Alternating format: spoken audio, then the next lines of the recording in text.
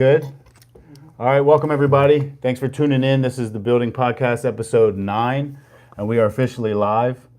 It's our first time going live, so we tried to go Instagram, Facebook, and now we're just doing YouTube. So we'll take and save this video and share it with everybody after the fact. But today I am blessed and honored to have a brother in Christ, Jason Clark, with Ethnos 360, formerly known as, what is it called? New Tribes Mission. New Tribes Mission. Okay, we'll get into that. Yeah. Like I always do, I get my guests to come in and we just ask the first question is, how did you first encounter Christ? Cool. Yeah, thanks for having me to begin with. I'm normally on the other side of the podcast, and now I'm on this side, so it's an honor. Yeah. How I encountered Christ, I grew up as a missionary kid in the Czech Republic. Wow. Which is Central Europe, for those who don't know. So your parents were missionaries? My parents were missionaries, yeah, from California. They went to the Czech Republic for 13 years, so that's where I was born and raised, and going to church. They were church planters, so I went to church on a regular basis, went to Sunday school, memorized verses for Awana, and did all the good things to be good with God in my mind. So I grew up a mindset of, just going to church, I'm clean with God, I'm saved, or riding the coattails of my parents' faith and my siblings, my older siblings. So I grew very comfortable with all that. Also in the Czech Republic, we did some campings with the church outings, so I always had my older siblings or one of my parents there, so I grew very comfortable with that and being around them. Yeah. Until I was about somewhere between 10 and 13, I can never remember the exact date, God isolated me at a camp alone, away from my family for 2 weeks. And that was the very first time and only time that I ever experienced sleepwalking. So really? Experiencing, in the darkness, falling out of bed, stumbling in the dark. Wow. Yeah, very scary, very trippy for me as a preteen. Yeah.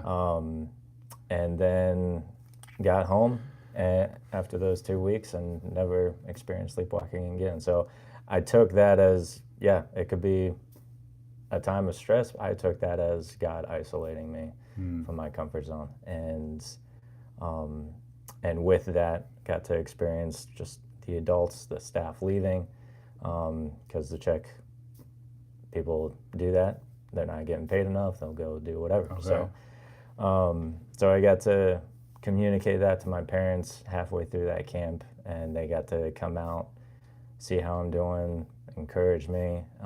They wanted to take me home, but they couldn't at the time because I was there with a buddy of mine, and his parents were not taking him home. Right. So I stayed with the encouragement from my parents. Hey, seek the Lord.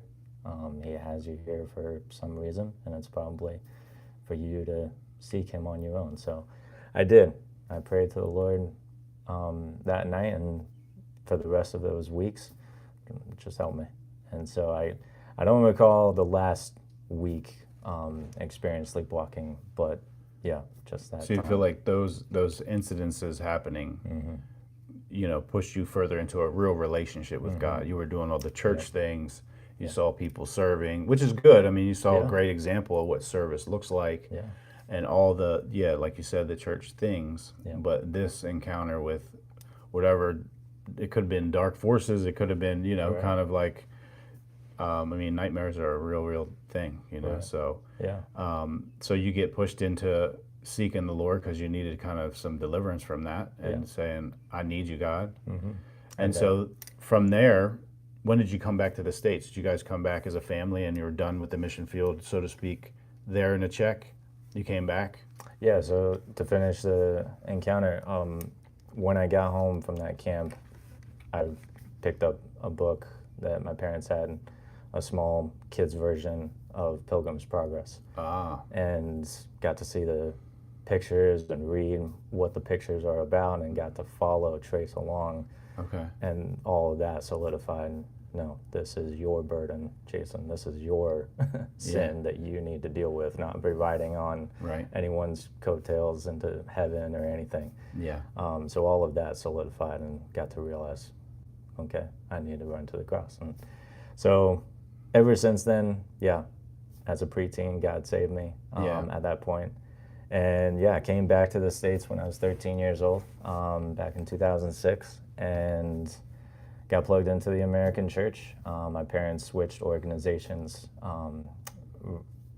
right around 2007. Okay. So they're with ABWE right now. And you said they're still on the mission field today? They were in 2020 to 2020. 2013 to 2020. Okay. So 7 years. They were in the Philippines. Yeah. They switched countries as well. Very cool. So so I've been in the States ever since then. Yeah. So 20 years now. Right. I've been in the States. So and you guys, you're a member of the Berean Church up in Milford, Delaware. What's the correct name? I don't want to give the wrong name. Berean Community Church. Berean Community Church on Milford Harrington Highway, right? Yeah. Yeah, and we got connected through a good brother of ours, Greg Paul. Yeah. And so he sent you our way, and you came and spoke at our church at one time, and we just really loved what you're doing. And now you're married. You have young children as well. How many kids do you have? Yeah, we got 4 kids. Okay. 6 years old, 4 years old, 2, and a 1-year-old. You have to be giving them Pilgrim's Progress to read soon. Oh, yeah. We've been reading that for a long time. So married and serving in the church. We'll get into the mission field stuff in a minute. How have you kept your faith through being, in this life? We know Jesus said that this life we're gonna face trouble, and we always just kind of want to know. I always want to know because I've walked through my own difficulties in life, and it's like, how do we keep our faith through difficulties in life when circumstances don't go our way, our own sin, our own flesh, all those things? What are the things that you've done to really help you stay close to Jesus? Yeah. So we got plugged into to a church here in the States, in California. I say American, U.S. And the sanctification process of a believer is never easy, as you said. We'll have struggles in this life, and I did. I stumbled across pornography at a young age, in the middle of my teenage years, late teens, and struggled with it for years and years. Yeah. But all the while, I stuck close to the church. I saw and I had the mindset of be plugged into the church. Yeah. Even in those midst of struggles, the church is how we grow. And we need the brothers and sisters of Christ's family, and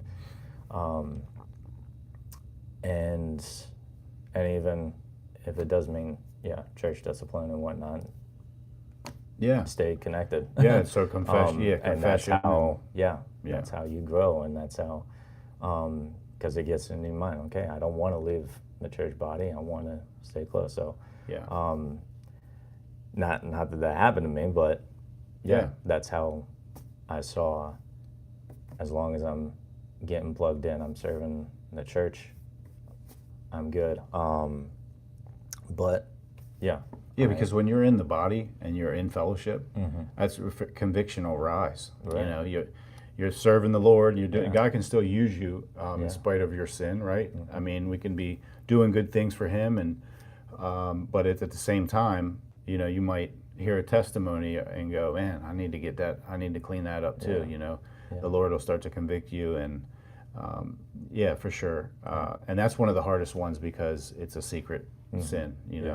It's not outwardly, you're dealing with an addiction that people notice, or, you're not outwardly angry and people are like, what's his deal? It's like, this is something that's a private, issue. And so, the body of Christ. So that's a great answer. I think we all need the body. We need each other, to be able to confess, have a brother that you can talk to and say, look, I'm dealing with this. I want to be free. How can I help me be free? Yeah. You know, and they can point you to the scriptures and so the American church, the church here in the U.S. I saw that as a source of strength because I wanted that accountability. I wanted to be free. Yeah. But at the same time, it's secret. It's hidden. Not to excuse it, not to belittle it. Yeah. It's a deadly addiction. Yeah. It's the worst addiction. Yeah. And so even if it wasn't a constant daily thing, it creeps in. It creeps in. Yep. And so that's what it did for years and years and years, even into my marriage, unfortunately. Yeah. So me too. But it wasn't until a couple of years ago I finally broke free through a program called Freedom Fight. Okay. Which I highly recommend for those. Shout out to Freedom Fight. Yeah. Because even in the church, we're men. We have those lies. We're all being lied to. Yeah. And it's nothing to fool around with. It's nothing to mess around with. You have to treat it like sobriety. Exactly. Like I need to get free from this completely. Exactly. It's not something you can just go, I just do it once in a while. Yeah. You know, I remember going through that. You know, fighting it on my own. Yeah. Going, I'm good. I do. You know, you go a month or 2 or 3. Yeah. I've gone years where I'm like, I'm feeling great. Yeah. You know, and it's like lack of accountability. Life happens, and it's easy to kind of fall back into that. And so we truly need to be delivered from it and be seeking Him daily and keep me pure today. You know, it's truly like, you know, shout out to NA and AA and all those guys that do that stuff. It's like one day at a time. Yeah. And I'm grateful for today. I don't have to sin today. You know, Lord, keep me from my sin, my sin nature. I'm a new creation walking in you. And I've been on that myself, dude, because I don't want to go backwards. I want to keep moving forward and you know, building my faith and building my relationship with Him. And so thanks for being vulnerable, man. You know what I mean? We appreciate that. I definitely could do a whole episode on that, and hopefully we could help men get free. Yeah. So what was that called again, that resource? Freedom Fight. Freedom Fight. Yep. All right. I know I've heard some other ones like Covenant Eyes. Yep. You've got, some of them are really cool. You actually have like accountability, and then you have a partner. You know, be like your pastor, you give them your login information, all that stuff, and they can see if you search anything that's, you know, not of God, right? And they can hold you accountable and go, hey man, what's up, dude? I saw you fall last night, or you've been kind of toting the line where you're getting too close. Where are you spending your time? And so, man. Freedom Fight is great because it does a lot with biblically. Okay. So seeing the sin for what it is biblically, right, as well as understanding the biology behind it, the studies of the brain. Why we do it. Why we do it. So the whole, I'm not scientific, but the whole neurons behind it all and why we keep following that path down it. And so it's basically over time, by the power of the Holy Spirit, getting rid of that pathway and forming new pathways, forming new habits. Yeah. So we're seeking a dopamine hit, basically, you know, just like an addict would. And so, but believe me, I've struggled with that a lot in my life. And one thing I can encourage the people watching today is fasting is one of the greatest things you can do. I encourage anybody to fast, because when you fast, Jesus fasted. So if we want to be a follower of Christ and be more like Him, we should probably fast as a good spiritual discipline. Yeah. But when you fast and you make it a spiritual, like I'm going to read the Word instead of eat food today, you begin to understand what you crave. You'll go, man, I'm going to go reach for that soda or that drink or that thing that I always have, that big old meal. And you go, no, I'm committed to, you know, seeking the Lord today. That's all I'm going to do is make sure I'm keep my eyes fixed on Him. Right. And then you go, man, I do have self-control. You know, if you're saved and you love the Lord, yes, you could probably start a fast and mess up. But if you can get into that practice, it's helped me a ton in my life with just discipline, and I've been on this whole discipline kick, building discipline and trying to implement those things in my life to be a better man for him and for my family. So, but yeah, man, that's super cool. God's always delivering us from something. I always say to people, if you're saved and you know Jesus, what has he saved you from, right? What has he pulled you out of? Because, you could just call yourself a Christian, but you got to have a testimony. And that's what he does. He's in the business of restoring people and freeing them from their sin. And man, he's amazing. Yeah, so we could go on that all day. But lastly, man, we're about a half hour in. Hey, John, just to check, have you checked the YouTube and made sure we're on? Is the audio good? All right, have you listened to it? Do we sound amazing? So, yeah, we just want to make sure that people hear us and everything goes smoothly.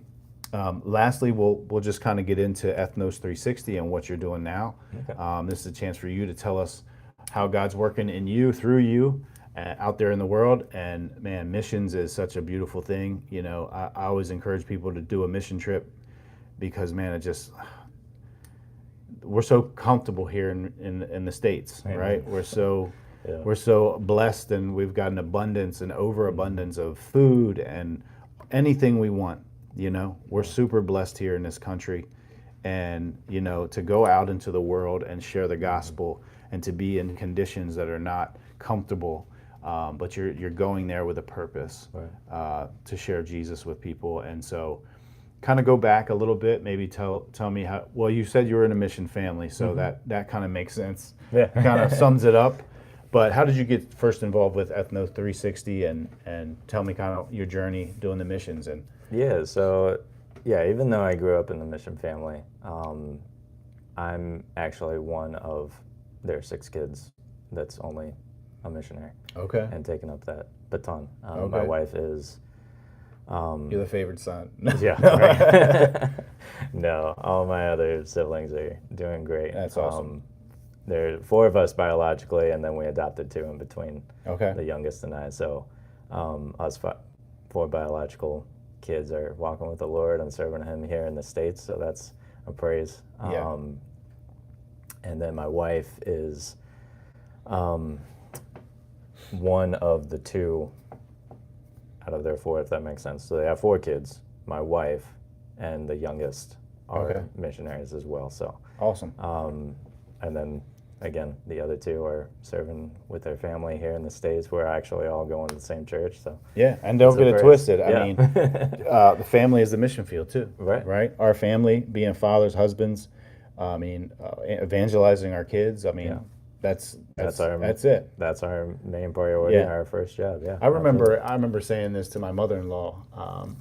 Shout out to Linda. I said, I sometimes, because I'm in America and I am so blessed, I struggle because I've been on a mission trip and now I'm back and I'm kind of doing my thing and going to the gym and whatever. And you can feel convicted, like, am I doing enough for the Lord? Am I doing his work out here? And there was a time where I just was like, I should be on the mission field. Shouldn't we? I said to her, shouldn't we all be on the mission field? Shouldn't we all be out going out? And she said, well, Todd, you got to remember that those missionaries need people to fund them as well. And so people sowing in, we'll get into that a little later, but people sowing into you so you can go out and do the work because you've committed your life to saying, hey, send me, I'll go. Right. Some of us aren't able to do that, whether it's health issues, the way, our financial situations, different things that might keep people from going out on the mission field. So that encouraged me because I went, well, if I'm not going to go on the mission field, I'm going to give to the mission field. Absolutely. And so it's not about boasting about how much we give or anything, but we love to support missionaries because, they support us and they do so much for the kingdom. And they come back. You came to our church, shared some of that, and so it's so encouraging for us here in the States to go, man, you're out there, you're going to Paraguay, you're going out to Jamaica, you're going here, you're going there, and it's incredible work, man. And I'm so glad that you came and you're here to share with us. Thank you. And just so everybody knows, we're going to bring you back so you can update us. All right. Right? So go ahead. Sorry I cut you off. But. No, that's all right. Yeah. So I picked up the baton of missions back in high school, just as I was finishing up high school and starting into college, because got the question, like every high school, what do you want to do with your life? Yeah, right. And I kept shrugging it off. I don't know. And then I realized, you know what? I liked my experience on the mission field, and I want to serve God in some way. And so my mindset was, okay, I'll serve as a math teacher at some missionary school. That way their parents can do whatever with the nationals and whatnot. And I also had the mindset growing up, okay, Czech has a Czech Bible, France has French, and English we have an American. Mm-hmm. And so I thought, okay, everyone's got some Bible. But it wasn't until Liberty University where I met my wife. Okay. And got to know her, and we met in her second year, and she finished up all 4 years. And it wasn't then until through getting to know her, through dating her, I started to realize more about Ethnos, more of her background. She came from Ethnos mission. Okay. Ethnos 360 missions, and I was like, what is that? And so we got to watching a video that Ethnos 360 made, which is called ETAL. And it's all about a family who were here in Pennsylvania, just north of us, and then they left everything to go serve in Papua New Guinea. Mm-hmm. And a tribe that was totally unreached, basically, is what they use. Major language barrier. Yeah, their nearest store was like miles and miles away on the other island, and basically, so they were third world country, yeah, totally isolated. And I had no idea that they existed. They had no idea that we existed. So got to know that video, and I just fell in love with what they did. So they studied their language. They studied what they believe, what they do, why they do things, why they hunt certain things, and whatnot. And then it wasn't until they finally studied all that to fluency, basically, adult way of speaking, that they finally started speaking in their language, the people's language. So evangelizing to them in their language. So yeah, and all of that was pre-evangelism too. They studied how they live. Okay, so they're just building relationship. Yeah, all of that is building relationship. That way, once it comes time to evangelize, speaking God's word, people realize their faithfulness and fall in love with, hey, they haven't left yet. and then they started hearing the stories of how God created the world and how he ousted Adam and Eve from the garden because of this sin, and that's why evil is in the world. And so, and each day they left them on a cliffhanger, and that cliffhanger was God's promise of a Redeemer. And so each day was, Abel is this promised seed. Oh no, Cain is, and no, Noah is, and so they walked them all the way through. Taking them time to walk through what's called chronological Bible teaching. So they start in the beginning and they go all the way up to Christ. And they start to realize, Jesus is the Messiah. He is that promised seed that we've been waiting for, and Papua New Guinea tribes were waiting for. And so that's what we seek to do down in Paraguay. That's the whole mindset of Ethnos 360, is to teach chronologically so that the people will come to know the Lord, will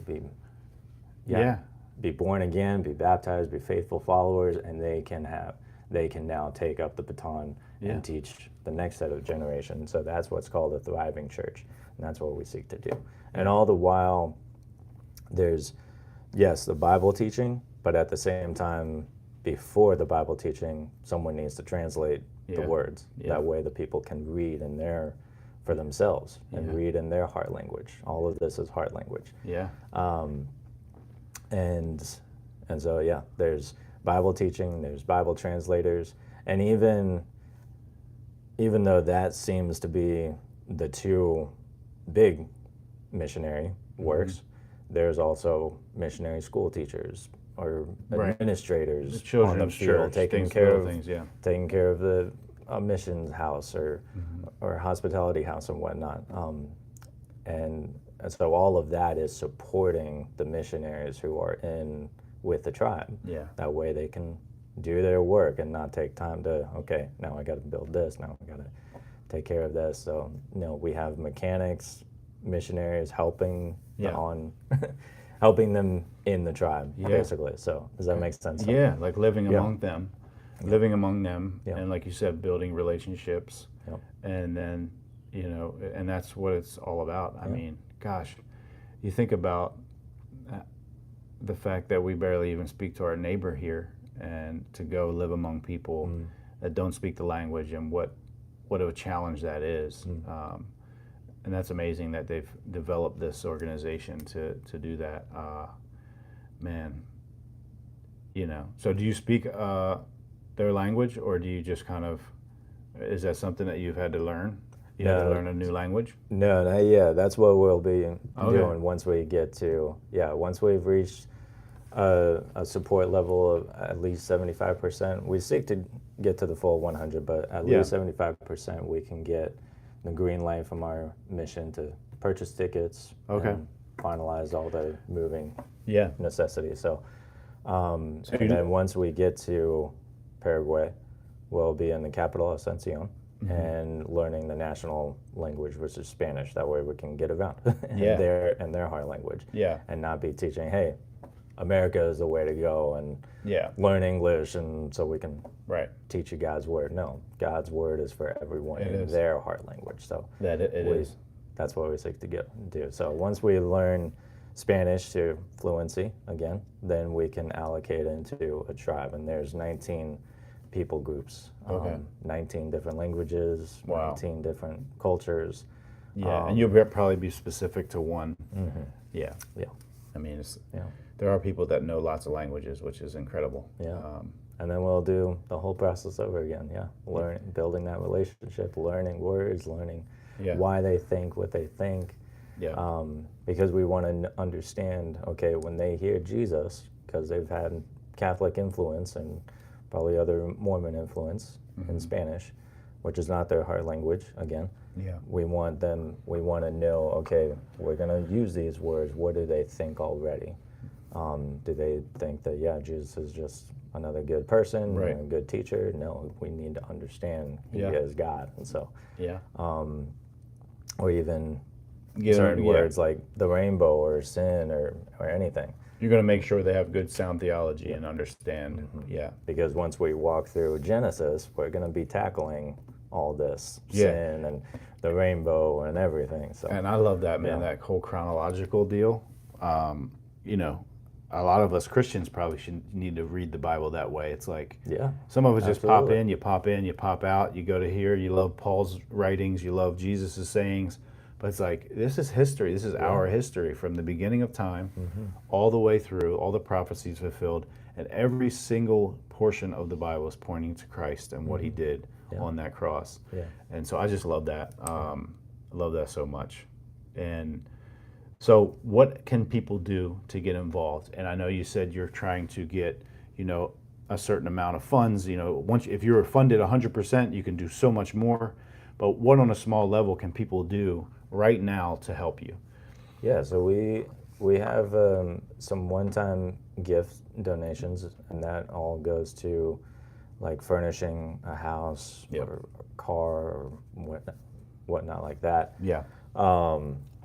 Which is great, but the main thing for us is a monthly time supporter, or even quarterly or whatnot. We have those as well. So that's what really keeps us on the ground. and to use William Carey's term, that's what holds the ropes. Yeah. And people can go to the website, Ethnos 360 website, and they can sign up if they want to support monthly or quarterly, like you said. Yeah. So if you go to Ethnos 360 mission organ, ethnos360.org, that's their website. And if you put our name in the search tab, you can find us. You can find a whole lot of different missionaries. It's listed as the Clark family, right? Yep. The Clark family. Yep. Jason and Kenneth Clark. Yep. And yeah, there's a way to set up there. Or we have a written out form that I can send an email to or whatnot. Yep. Or if you don't feel comfortable with me at all, we can always, I love to get to know people.